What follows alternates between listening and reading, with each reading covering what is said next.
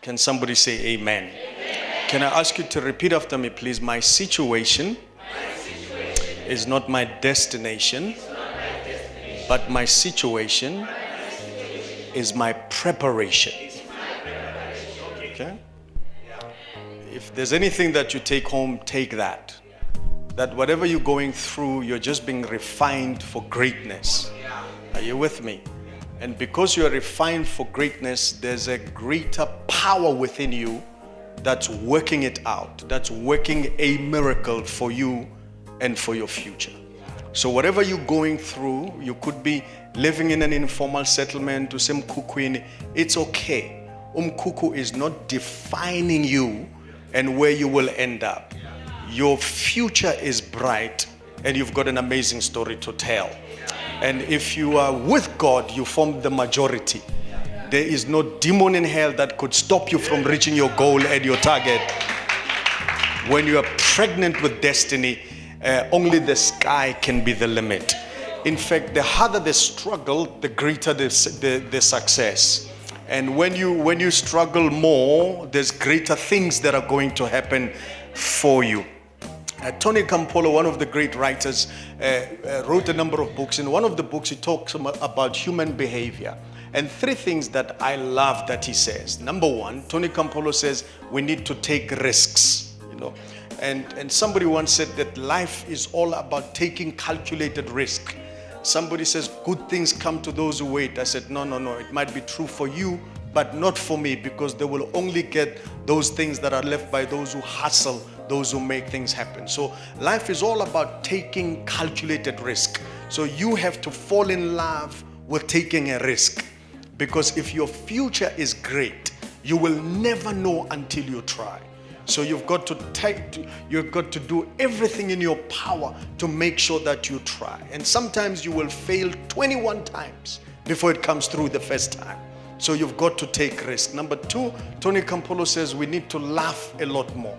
I've got a principle and a philosophy that governs my life, and that is I work hard, and by the same token, I play hard. Okay? But number 3, Tony Campolo says we need to leave a legacy behind.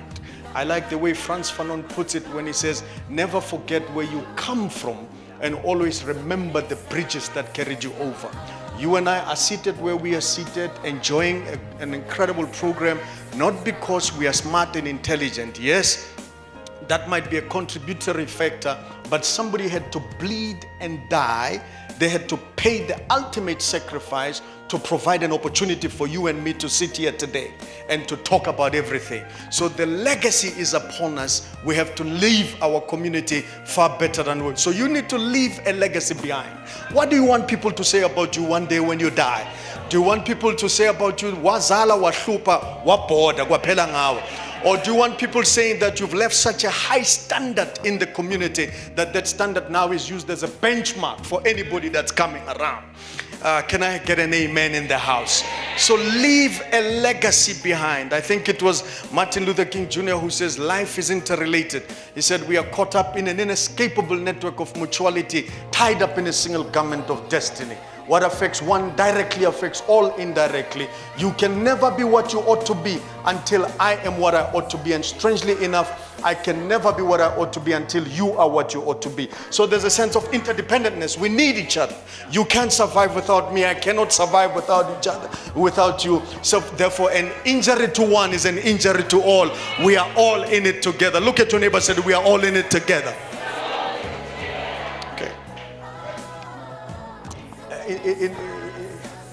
To appreciate what I'm going to say here, you need to understand who I am. There are 3 things that I do.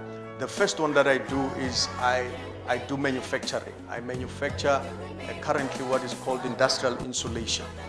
Okay, that is used for power stations. So I supply mostly Eskom and Sasol. They've got a shutdown now in Secunda, and so I melt rock at 1,600 degrees and I turn it into wool and compressed, and I cook it into an oven, and then I sell it.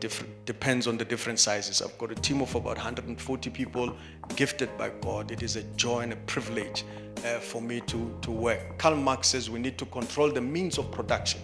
And one of the discussions that we need to have, me and you, It's not about so many things that are happening. We need to have a discussion about the economy of the country. How can we how can we turn our little rands into something profound? There's a boom now into property, and that's what you need to consider going into, because it's an incredible opportunity to go into that field. So I'm passionate about manufacturing, creating jobs, and in my full-time capacity, that's what I do. Okay, and we manufacture. Manufacturing is my heart. If you travel from the airport using Gautrain, going into Sporo is on something called concrete sleepers. Those concrete sleepers, 50% of them I manufactured. Okay, so when you ride on Gautrain,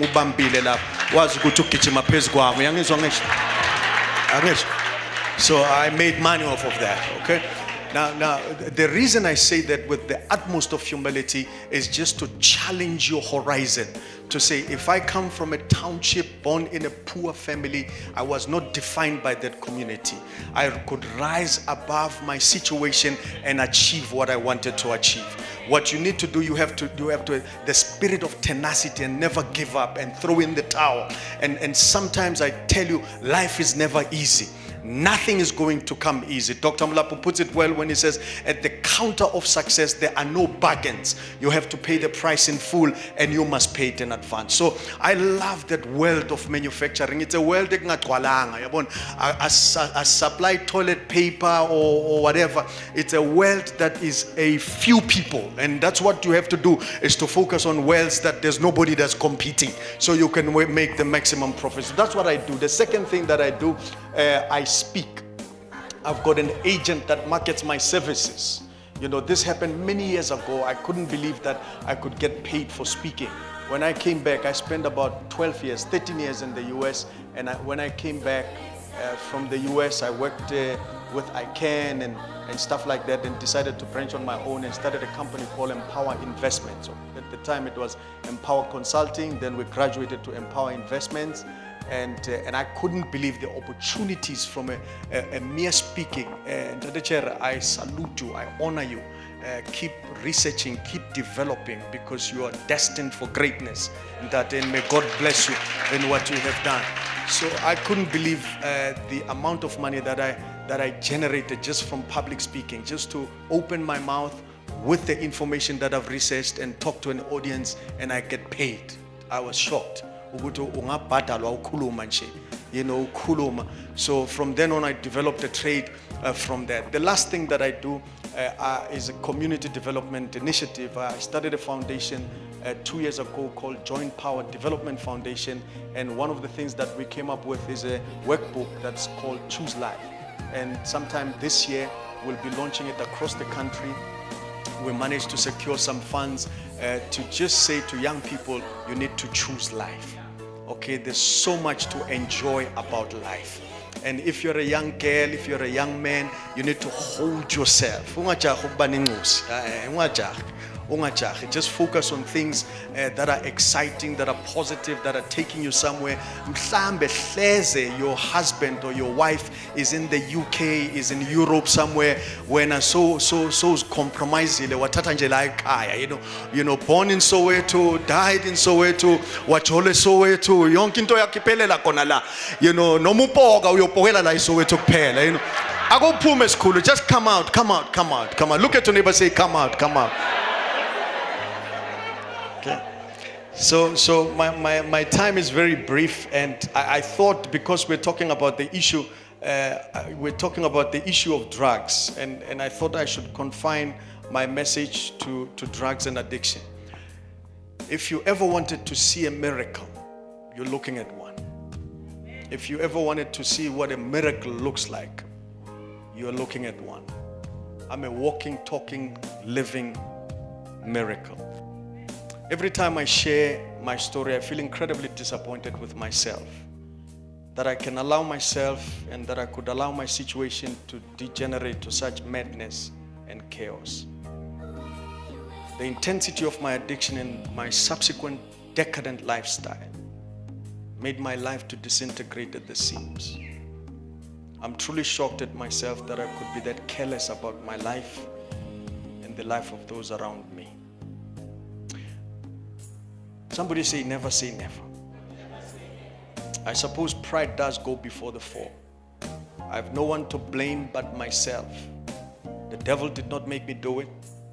I made a conscious choice and a decision to pick up a pipe. I was not bewitched, as many would have me believe. I was not mad.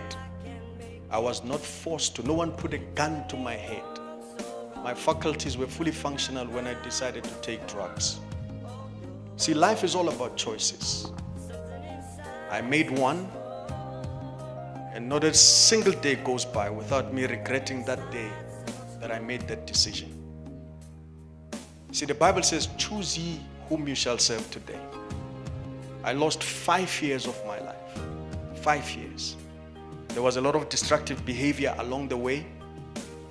I almost destroyed my immediate family, my marriage, my children, my business partners, my mother, my siblings, my church leadership. All these relationships, they took a knock and suffered a great deal as a result of my using. If you're surprised about what I'm talking about, I suffer from addiction. I took drugs and I became a drug addict. I was addicted to cocaine for 5 years. My drug of choice was crack cocaine, ecstasy, and alcohol. At the height of my addiction, I mixed it all. I was totally consumed by my drugs, and drugs was everything to me, and I paid handsomely for the choices I made. I almost lost everything. I became suicidal. I bought drugs and alcohol. At the height of my addiction, checked into a hotel with the view of ending it all. I broke my marriage covenant. Yes, I cheated. I even lost count how many times I cheated with different women. I wasted money. I was high all the time. Every day, especially the last 2 years of my life, I was high every day. I was in 2 near fatal accidents. I was on a self-destructive path. Drugs became the bane of my existence. Interestingly enough, that word drug is derived from the word pharmakia, and it means witchcraft. And anyone who's taking illicit drugs, like I did, is practicing witchcraft. And that is exactly what I did. I became a witchcraft practitioner. And through my actions, I opened a window in my home for drugs to come in. I was forever preoccupied with drugs. A witchcraft practitioner occupied office in the church. I was in a leadership position. For the better part of my life, I could not be detected. I sat in the front pew. I became a master pretender, a hypocrite by every stretch of the imagination. I should have been given a best performing award for best performance, because I'd be dressed up and suited up and I'd sit in the front pew. Meanwhile, on one side of my pocket, there was crack cocaine. On the other side, there was cocaine. We had 2 services, and in between 2 services, I couldn't handle the pressure. And in between 2 services, I would go to the toilet and smoke and come back high as a kite and raise my hands and say, Uya halalela, Uya halalela. I was empty inside. I became hooked. What started as a weekend binge soon became a daily affair. And soon I became powerless over my addiction, and my life became unmanageable. At the height of my addiction, I said with humility, I would spend 6,000 to 7,000 rands a day. You see, there are various types of drugs, and I will list them just a little bit, I won't be long, trust me. I never thought in my wildest dreams, that I'll stand in the front pew and talk about my addiction. There's a poem. Every time I go and get an opportunity to speak, I never leave my poem behind, because it sums up my life in active addiction. And it simply says, the name of the poem is My Name is Cocaine. It says, my name is cocaine, call me Coke for short. I entered this country without a passport. Ever since then, I've made lots of scum rich. Some have been murdered and found in a ditch. I'm more valued than diamonds, more treasured than gold. Use me just one time and you too will be sold. I'll make a schoolboy forget his books. I'll make a beauty queen forget her looks. I'll take a renowned speaker and make him a bore. I'll take your mother and make her a whore. I'll make a school teacher forget how to teach. I'll make a preacher not want to preach. I'll take your rent money and you'll get evicted.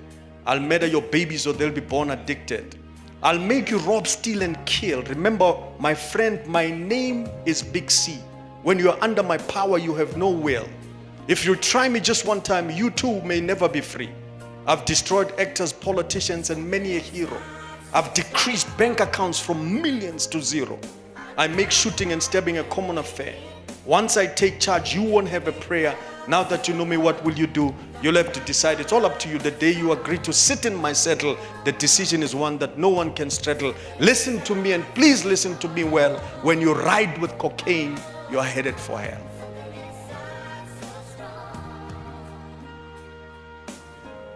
Never have I ever thought in my wildest dreams I will stand in front of an audience and say Abna Mariri had a problem with cocaine. It was madness after all. I lived in the US for 14 years. I was taught well and grew up in a Christian home. My parents, loving parents, brought up 7 children. And every single night we would go, before we go to bed, we would pray. And I left this country under that guise, and I spent 14 years, and what my parents deposited in me, I never forgot. I was in ministry. I worked for Franklin Graham, the son of Dr. Billy Graham. I worked for Promise Keepers as their director for Africa. I worked for the Navigators. I was on the board of Well Vision, Youth for Christ. The list is long. I was in business. Started very small. When I came back from the US, and I was the first one in my family to graduate from an institution of higher learning. I struggled while in the US for 2 years without a scholarship, without nothing. In fact, the first 6 months I lived on the streets. And I remember I was sleeping right next to a bus bench, and there was a sign in front of me written UCLA. And I told myself that one day I will graduate from that institution. And little did I know that, yes, indeed, one day I would. I started taking odd jobs, worked at a place called Wendy's, which is equivalent to McDonald's, and worked at different places, and all in the effort. I became a security guard. I worked for a newspaper, all in an effort of trying to raise enough capital so I can go to school. I registered at a place called Los Angeles City College, and at the college, and 5 months into my college, they called me in the office and said, you can't write exams because you did not pay. And I went to my teachers and asked them to give me a testimonial, every single one of them, and said, please give me a testimonial of how I performed in class. And they all wrote and said, you did well. I didn't write the exam, but I asked them to do that. And I applied to 21 institutions just for a scholarship, and they all came back with regret. I was 21 years old at the time. I could have given up and thrown in the towel, but I understood where I came from, and I knew that the price for success is not easy. It's got to be paid. And I met a gentleman from Kwatema. His name is Bratim. He was working at UCLA. Picked me up and brought me to his home. And Bratim said, no, don't worry, I'll sort you out. And sorted scholarship from United Nations, and they sent me to UCLA. A degree that was supposed to take 4 years, I did it in 3 years. I'd stayed with a lady, a mother who had 5 different children with 5 different fathers. And one of them was a guy named Quincy. And Quincy was always in the toilet, and I never understood why Quincy was always in the toilet. And every time he comes out, there will be this smoke, and there was something that looks like a long pipe. I didn't understand that Quincy was actually on drugs. And I'd wake up at Mrs. Butler's house and clean the house, and wake up early in the morning and clean the car, and wash the car and do the garden, just because that was a place that given me just to lay my head on a pillow. And all the kids were doing absolutely nothing, but I didn't care because I understood where I came from. I didn't compare myself with them. And when I graduated from UCLA, just to cut long stories short, I couldn't invite my parents because my grandmother, I was brought up by my grandmother with a little pension money. She used to fold 10 rands. I didn't know you can fold 10 rands to be that small. And she would sneak it up to me so that my other siblings, because I was last born Kohai, Ampeon and stuff like that. And when she died, I couldn't come home to bury her because of my shenanigans in the US and stuff like that. But when I graduated, the only people I could invite was Mrs. Butler and her children. And you need to understand, UCLA has about 40,000 students, and when we were graduating, there was about 3,000 in a class, and I was one of the 3,000. So you can imagine when your name is called, it's like a factory production line. So the hand clap was naturally from my classmates. You couldn't hear it. I was dressed and suited up, and I was wearing my gown, and I had a tie on. I looked immaculate. And when my name was called and I went to receive my certificate, it was like a long walk to freedom, my friend. But as my name was called, the hand clap was fading, and they were clapping for some, and people were making noise, and the people that made noise in the stand was Mrs. Butler, Maisha, and Quincy, and the people that I invited, and my classmate. But as I went, tears of joy came down. Because now I was receiving my certificate, and when I came home and excited, and my sisters, they organized a party and said, no, welcome home and stuff like that. And when they welcomed me home, and it was amazing. It was an amazing occasion, and it was my firstborn sister. And who said, and they asked me to dress in my regalia.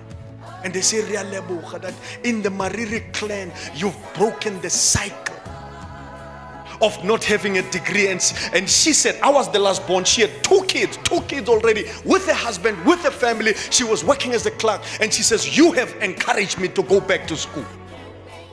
And when she retired with a master's from UNISA. And now when you come to our clan, Pastor Tony, when you come to our clan, we've got Opa, my nephew now is a chief engineer at Airports Company of South Africa, and he's responsible for all the engineering work, and he's got a team of people that work underneath him. And he has a master's in chemistry. He has an MBA. The other day I told him, I said, man, it's enough, man. It's enough. Your head will explode. But now in our family and in our tradition, lots of people have graduated from institutions of higher learning. And now we're taking it further. I said, guys, now we must move into millions.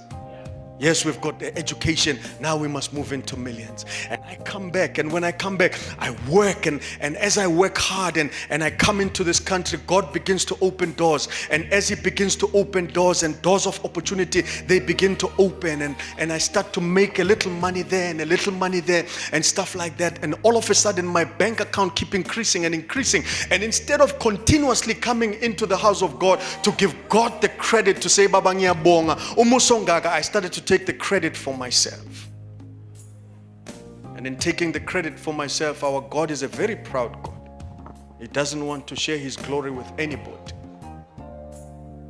I found myself at the wrong place at the wrong time. I'd gone to speak in Sentin, and I got invited.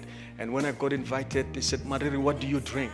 And I started drinking alcohol, experimenting with sweet wine, and graduated from there, went to dry red, and from there went to whiskey, and I started to mix it all up. And I'd gone to speak somewhere, and they said, Mariri, what are you drinking? I said, well, I'm drinking, you can just give me red wine. And they organized a bottle of red wine, 2 bottles to be exact. And the 2 bottles I downed, it must have been a Tuesday or something like that. I downed a bottle of maybe 5-6 glasses. And after that, I said, no, it's time to go home. I was a bit tipsy.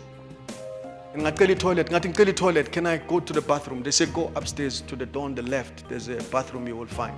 I went upstairs. Instead of going to the door on the left, I went to the door on the right. And it was in that door on the right that I found about 10 people. Maybe 3 were women, young girls, half naked. They had their underwear, no bra. Can I talk like it is? And their tits were showing. So their breast was sticking out. You with me? And I got attracted by that environment. And I saw 2 guys that I knew very well. And they pushed the door and locked me inside. And when they locked me inside, they said, you got to try something now that you see us. And there was a small little table in the middle. And on the table, there was every single drug imaginable that you could find. And I looked at it and I couldn't try. I'm tipsy. I no longer go to church that much. I'm a very lukewarm Christian now. Akusana ne chorus engangizama ukuthi ngiphume kule simo. Uyangithola ukuthi ngithini ne? Because manje esontweni is just to pretend ukuthi ngifuna abantu bangibone ukuthi uMariri ukhona, but uNkulunkulu akasekho kimi. So ngahlala lapha, mangihlala nga, but no, you can try this one. I tried something that looked like a cigarette and they showed me how to do it. It's actually a crack pipe. And I tried it, and when I tried it, they showed me, they said, what you do, you exhale out. And you put it on your mouth, and then you inhale slowly. So that that oxygen or that air that you breathe in can go to your brain. And now my eyes are checking out these chicks. And I'm looking at this other situation on this side. And I say to myself, I'm going to try it. I mean, it looks like a cigarette. You know, nobody ever thinks that they will ever be addicted to something. Are you with me? So I never thought that this could take me anywhere. So I tried it and I put it on my mouth. And the first 2 times I coughed. Guys, we can be okay if we are only guys, but put some women in the mix. All of a sudden we worry about how we look and stuff like that.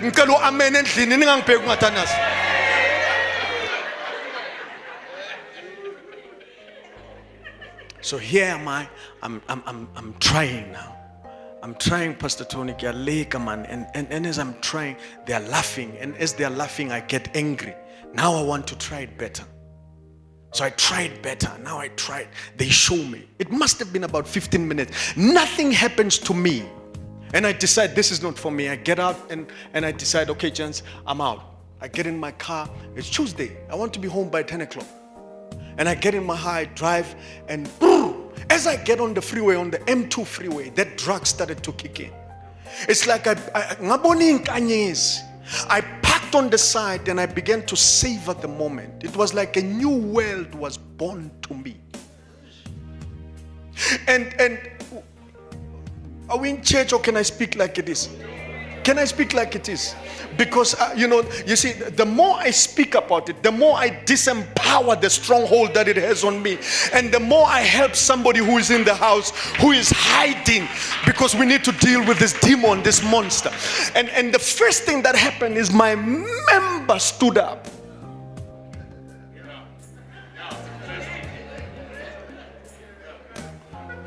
Oh, Jesus, I'm not sure if I'm at the right audience.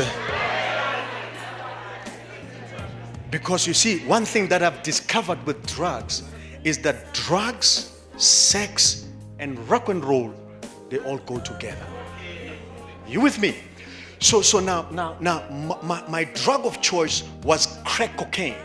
And crack cocaine, I did research. I did a study of it. You'll be surprised how many engagements that I get, people just wanting me to come and talk about drugs. So I had to go a little deeper to understand the spiritual dynamic of what I'm dealing with. And when I went to rehab, one of the things that they did, they grouped us according to our drug choice and preferences. So you could smoke everything, but there's one drug that was your darling. And my baby was crack cocaine. And I discovered that with crack cocaine, there's 2 demons that are associated with that for both women and men. So for women is something called incubus, which is a male sex demon. Are you with me? And then for females, it is succubus, which is a female sex demon. At the height of your addiction, you no longer find a woman interesting when you sleep with her. You just want to sleep with your demon. So there are times when I would sleep at home and I would feel a body on me. It wasn't a woman. And I will ejaculate like I'm sleeping with a woman, but there was nothing there. So now, when I say you open a window when you take drugs, you are bringing in the demon, the division, the manipulation, the fights that are happening is as a result somebody opened a window. And I discovered in rehab that I need to close the window. Now there I was. The first thing that happened as I parked the car on the side, is I get my member going up. I didn't understand. My head is spinning. It was like there was something. Hey man. We are man. And Mandla spoke about it. Now I want more.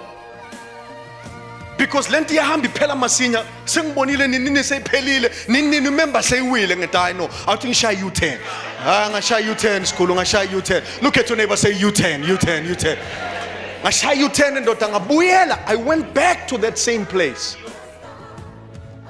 I got home, Pastor Tony, no diggity about it. I got home at 3:45 in the morning.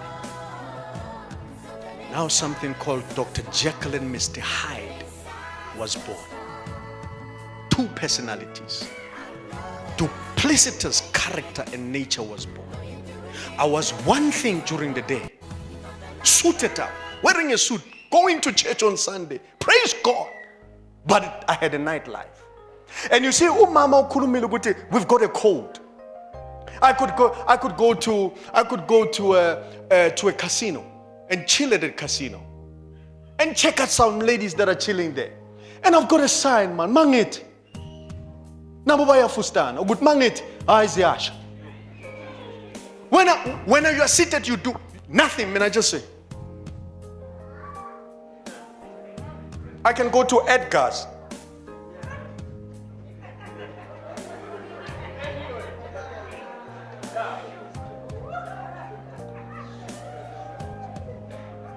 I can go to a party. We can go to a party. Me, Pastor Tony, my brother, we can go to a party.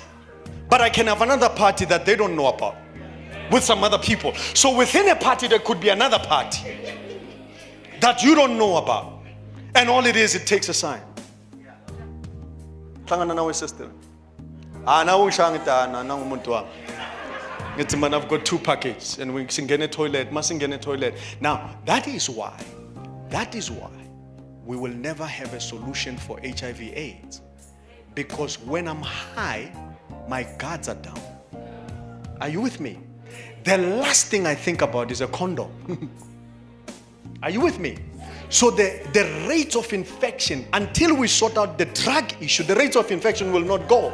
Because anytime you are high under the bridge, and by the way, with my crack, my darling crack, when I smoke, I cannot put my clothes on. I cannot. Because yasi salento. We are getting a man, we are set up, my Joe. Because this thing, it burns you. And we are, the first thing that I did when I smoke, it could be winter, cold. I'm going to take off my shoes. I'm going to take off my socks. I'm going to take off my clothes. I will be stuck naked. Now imagine I'm a guy. What if a young girl is smoking the same thing and umzimba wake uyasha? So the first thing that's gonna go is her clothes. And the minute her clothes go, I see with the eyes, I get aroused because with crack cocaine, when I always tell people, I said, when you do crack cocaine, the first thing you take, and I say it with humility, please hear me well. The first sexual encounter that you have, any sexual encounter that you had, when you take cocaine, multiply that by 10 times. Now, it's a demon, guys. It is a demon. When your child is addicted to cocaine or addicted to your child is gone. You need to fast and pray. You need to go for deliverance. You can't pray cute prayers. You can't come to church and say and look cute. You gotta go to war. I understand the scripture that says, "Blessed be the Lord my God, who trains my hands to war and teaches my fingers to fight." I'm in a war situation.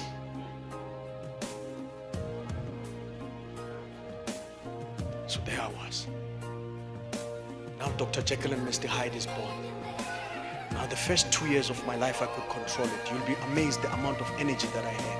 Energy to study, energy to do deals, energy to do business, energy to not go to sleep for 2 days. and have the same energy? You'll be surprised. The first 2 years, it was like I could switch it on, switch it off. I would only use when I had pressure moments at work, and I know that I'm pressured. I will take lines of cocaine, take a bit of crack, and that energy will come. But don't be fooled. My life started to spiral down. So from weekend binge, it became 3 days. From 3 days, it became 4 days. And before long, I was looking for Amabandla. Oh, can I tell you like it is? There is no club in Johannesburg that does not sell drugs. Don't be fooled.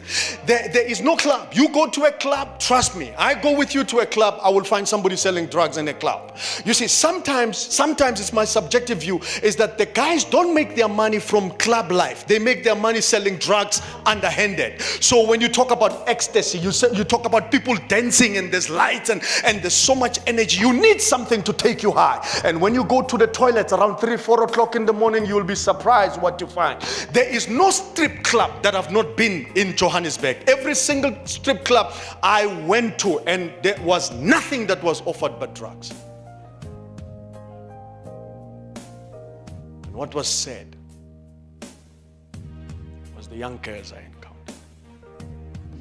I wish I can tell you here and stand in front of you and pretend to be holier than thou and say that I never took advantage of those young girls that I found, because I wasn't thinking straight.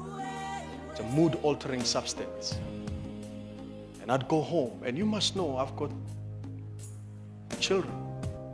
I'm a father. I'm supposed to be providing a safe, and this is what, that's why the Bible, when it says the devil comes to kill, steal and destroy, I understand it, because I'm supposed to be a father, providing a roof and a covering over my family. My kids are supposed to giving me the problems, not vice versa. And here I was as a father now giving them the problem. Now how do you like that? And before long I started to bank work. Tate Caesar Mulebatsi, you know very well, at the time he was a partner, we're in business together, and Brasisa will say, Abna, why are you losing so much weight? I said, no, Brasisa, I feel that I was too big. Now I just need you. We got answers for everything. You'll be surprised what I did, man. I started to tell Brasisa, no, Brasisa, don't worry, this and this and that, and I've got this, and I can't do this, I can't do this. And Brasisa said, but you are losing weight and you are lying too much. And Ning, I had to cut out. If we got a meeting, I have to cut out. And I started to have hallucinations now. I used to think that people are following me. I had a little book that I carried on the side, and I would write number plates of the cars that I thought were following me. My mind was going now. The TV. There is a red light, just below the TV. I used to think that was a camera. Somebody was videotaping me. So I would go and pick up a blanket, so that when I smoke in my house, that red light is not there. I used to think that stars, the brighter it is and the lower it is, I say that's a camera. Somebody is after me.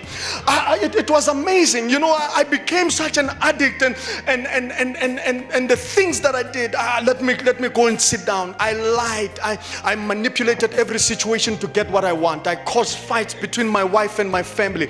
I stole money that was earmarked for rent. I had answers for everything. I intellectualized to hide the true nature of my disease. I avoided and deflected. I minimized my situation. I was full of grandiosity and pride. My belief system was warped. I became callous and cold. I stopped caring even for my little children, and my son at the time was very young and he was very asthmatic and he needed pumps, and I would go into my garage and I would park this way and I would smoke in the car to avoid all those stars and people looking at me. And then Tutu will go into the house, and as it goes into the house, it would go to the bedroom, and my son would gasp for breath and he will come to the kitchen and walk through the passage. As he's looking for his pump there, it's in the dark, and I come in and he scares the living daylights out of me, and I chase him back to his room, and he falls in the passage and he gets admitted to hospital.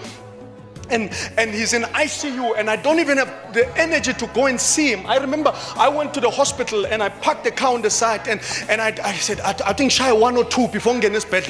As shy 102, it was a disaster. I never even went to see him. 4 days later, I heard that he came out of ICU and he came. I stopped caring even for my children. I became callous and cold. I brought drugs into my house. I brought dealers into my own home. I pawned my children. I pawned my children's toys and clothes, and I didn't know that I had the strength to pick up a microwave and walk for 2 kilometers to go and pawn it for drugs. I remember one time I knelt on my feet and I said, Lord, I'm tired of smoking. I'm tired of drugs. And I prayed, and as I was praying, during the middle of the prayer, I just paused and just take a spiff.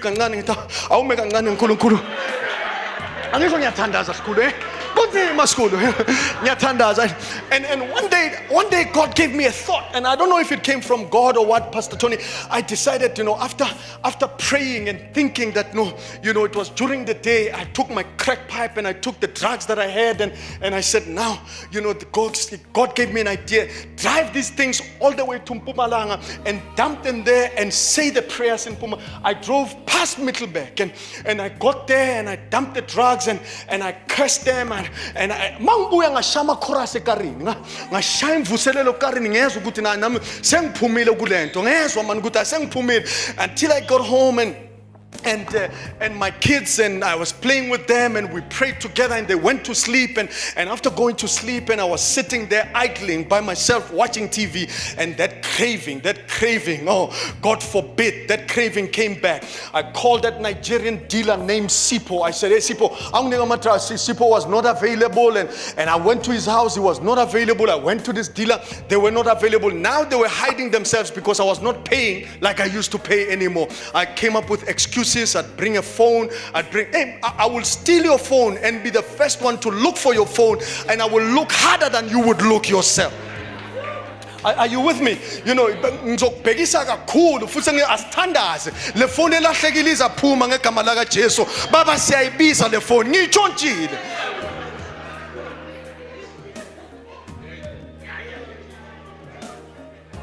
Is somebody with me in the house? Is somebody with me in the house? And that craving, and as I was looking for the Nigerians, I couldn't find them. On my way home, 12 o'clock, 20 past 12, midnight, and I remembered, Uguti, I've got a stash of drugs. Now I live in Brakpan. Somewhere on the other side of Mittelberg, I've got my stash of drugs. At 20 past 12, I decided, no, I'm going. I can't find these Nigerians, nobody there.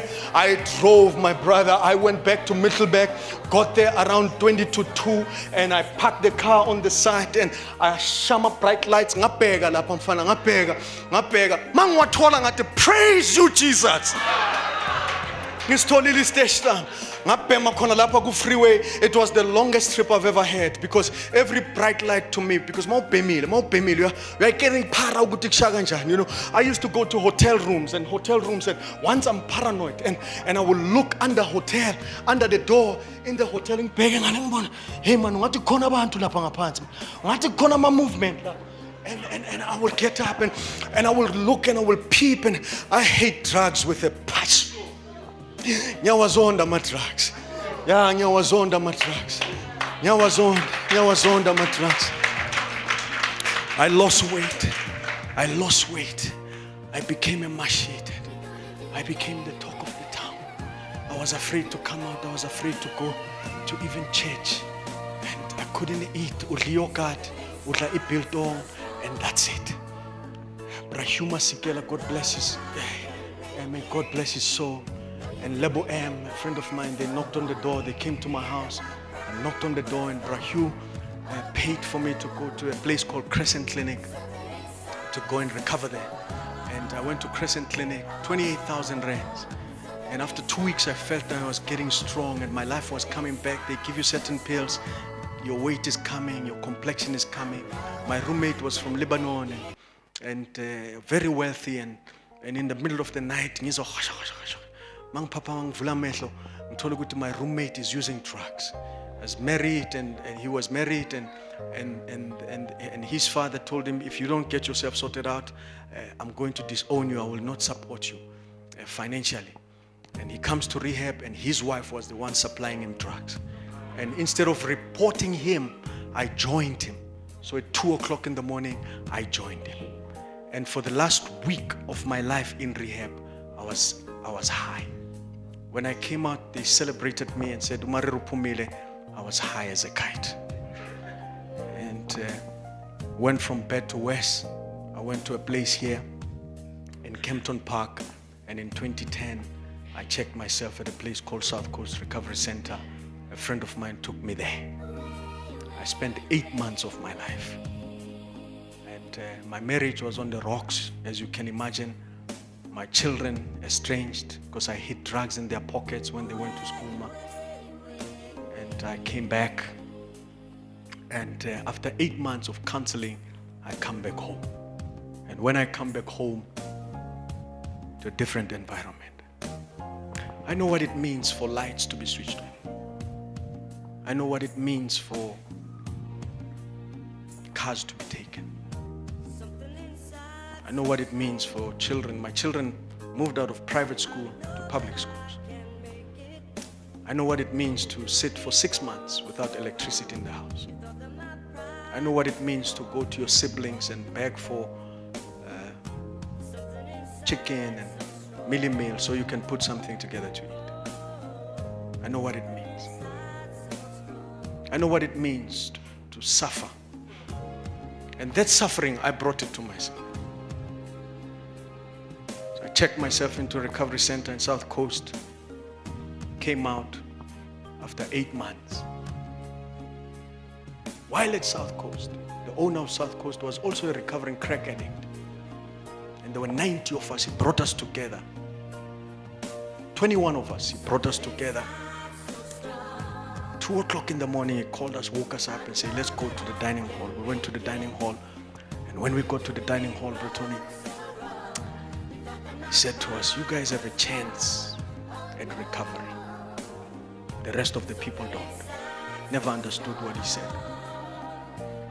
He said, you've got a chance at recovery because you've given your heart to the Lord. You've deviated from the path, but you've given your life to Jesus. So he said to us, now we're going to war for your lives. I never used to believe in spiritual warfare. For me, when you talk spiritual warfare, you're talking fanatics.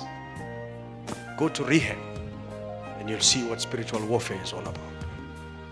And we went for 2 weeks in a spiritual warfare environment. And when we came out, he said to us, you've got a chance at recovery. And on the 7th of May this year, I celebrated 7 years, clean time.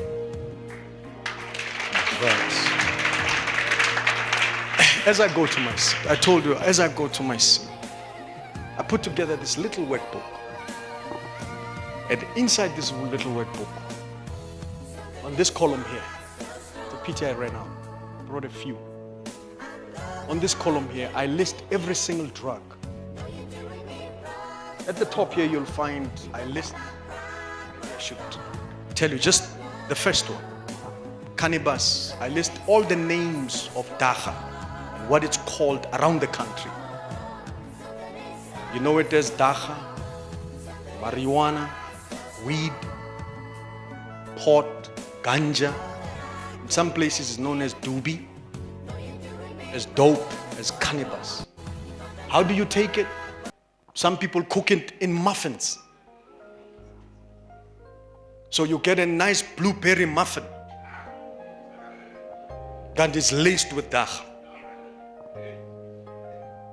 My business partner, Molifi, I've helped his son, but his son was attending one of the schools in Johannesburg. And he was pushing the muffins.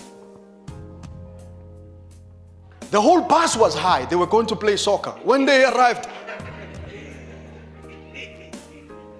so send the child to school. Sends the children, the dealers. You see, dealers are business people. They understand business. So they will bring muffins, nice muffins. You can eat them. You can eat 4 or 5 yourself. You will never feel the taste of dagga. You will only see the fruit of dagga, because your eyes will go watery and you'll become nice. So you can eat it or you can smoke it. The high that it gives you when you take marijuana, it gives you become happy. Okay, so but you feel high and you feel very relaxed. How long does it last in your system? This is what I put in the workbook.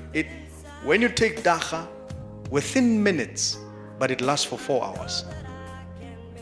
But when you go for tests, sometimes it takes 15 to 30 days before it can come out of your system. The low that it gives you, the low, is panic attacks, hallucinations, memory loss, and paranoia. The brain effect, how does it damage your brain? It changes your brain chemistry, leaving you uncoordinated and unable to understand your own feelings, thoughts, and emotions. The body effect, it causes bronchitis, asthma, and ultimately lung cancer.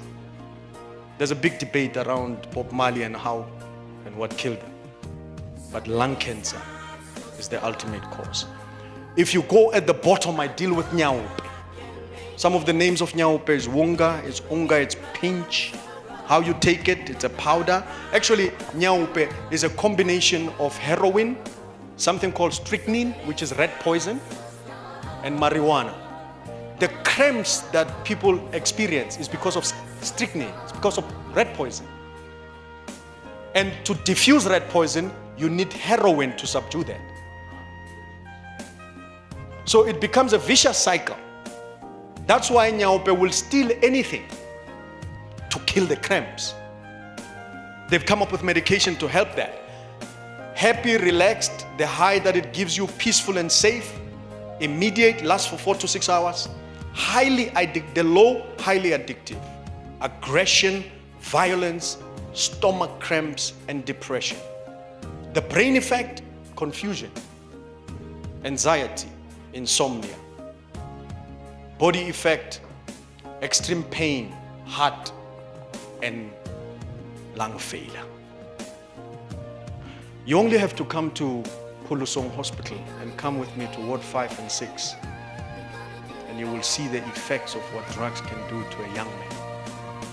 Those young people in that ward are damaged for life.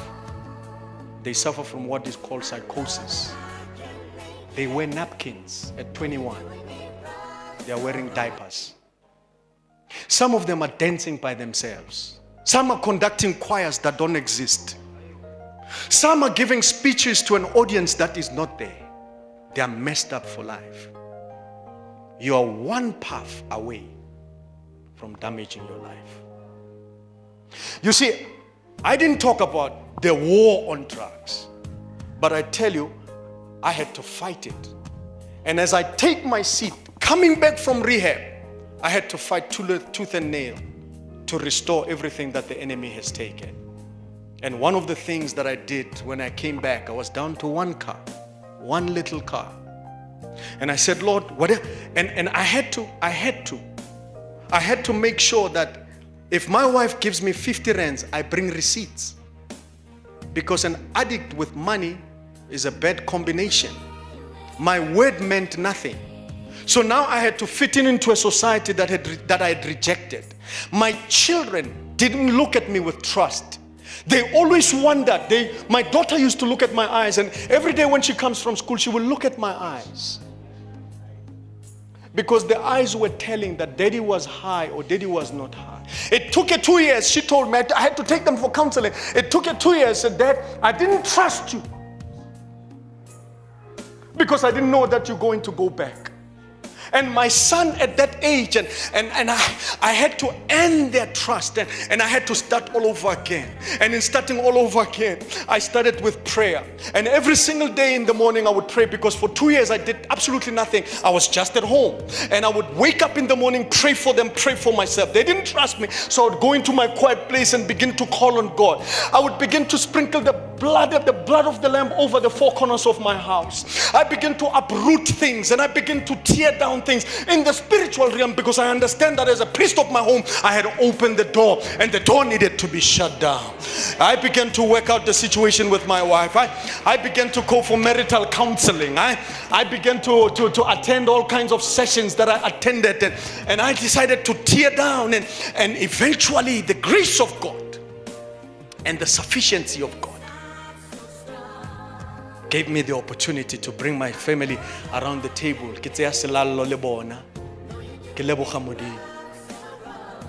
Just the joy of waking up. I didn't have a lot. Just the joy of waking up and taking my son to school and coming back to pick him up. Just the joy. 4 days I will go without sleeping. That's why when I tell you, if you want to see a miracle, you are looking at one. Because I know the road that I've traveled. I wrote a little book. Went to my church, because I'd also lied in my church. Told my pastor, tell them I've gone overseas. Don't tell them I've gone to rehab. He stood behind the pulpit and said, Mariri has gone overseas on an assignment. Don't fund this. You know, on my behalf, manipulating the situation, enabling. And after 6-7 months, I said, Pastor, I'm ready to tell the congregation what I've been through. And I stood up in the church. I said, no demon, no devil made me do it. I made a choice. God didn't allow me to go through that. I made a choice to go through that. And God had to send a rescue team to bring me back from that situation. I'm not perfect.